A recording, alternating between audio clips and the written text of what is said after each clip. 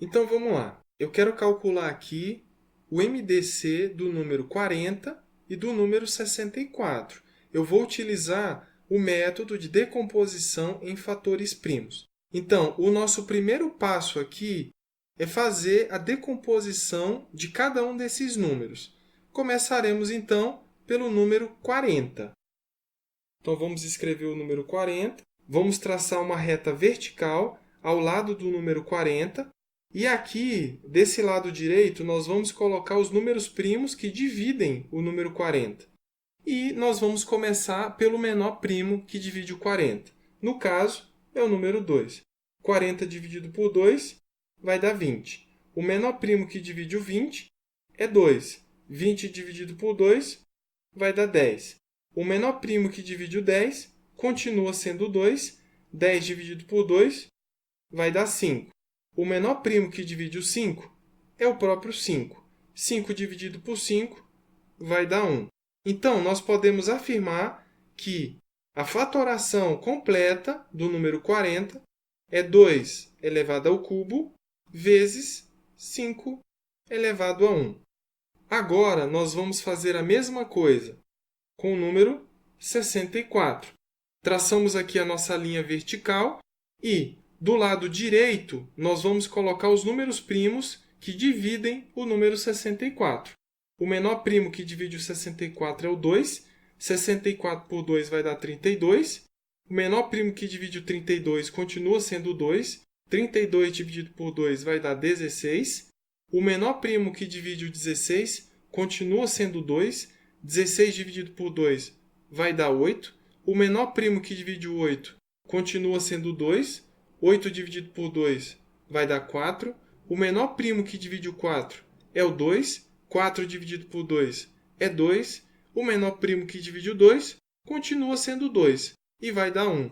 Então, nós podemos afirmar que 64 é 1, 2, 3, 4, 5, 6. É 2 elevado à sexta potência. Agora, nós vamos organizar os dois números de forma fatorada, um embaixo do outro. Nós temos o 40, que representa 2 elevado ao cubo, vezes 5 elevado a 1.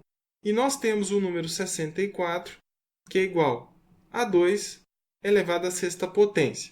Olha só, nós vamos agora para a segunda parte da resolução pelo método de decomposição em fatores primos. Primeiramente, eu vou escrever aqui, porque nós já temos o resultado, o MDC dos números 40 e 64 é igual. Nós vamos multiplicar os fatores comuns, cada um deles elevado ao menor expoente. Deixa eu explicar. Então, nós vamos multiplicar os fatores comuns dos números 40 e 64. Veja que o único fator comum entre os dois números é o número 2.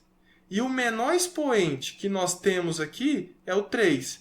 Então, é 2 elevado a 3. Veja que o 5 não tem fator comum.